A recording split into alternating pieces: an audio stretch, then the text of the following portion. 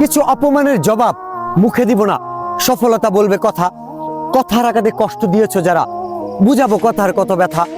সবার কথাই স্মরণ আছে, কিছুই বলি নাই। সময় সুযোগ পেলে হিসাবটা বুঝিয়ে দিতে চাই। কষ্টগুলো জমা রেখেছি, কাউকে বলি নাই। আমার আমিটাকে নিয়ে আজ স্বপ্ন দেখে যাই। তোমরা নিজেকে পরিবর্তনের সিদ্ধান্ত নাও, ঠকবা না ইনশাআল্লাহ। আল্লাহকে সেজদা দিয়ে কেউ ঠকে না, প্রিয় নবী সাল্লাল্লাহু আলাইহি সাল্লামকে অনুসরণ করে কেউ ঠকে না। আল্লাহ তাকে দামি বানায় দুনিয়াতেও আখিরাতেও। আখিরাতেও কোনো পাপী, কোনো চরিত্রহীন, কোনো লম্পট, কোনো দুশ্চরিত্র বন্ধু সে মানুষের কাছে ঘৃণিত হয়, ঘৃণিত হয়। তোমরা যারা 5 ওয়াক্ত নামাজ পড়ো না, তোমরা লজ্জিত ঘৃণিতই হবা ভাইয়া। আল্লাহ তাআলা আমাদের সন্তানদেরকে বুঝার তৌফিক দান করেন।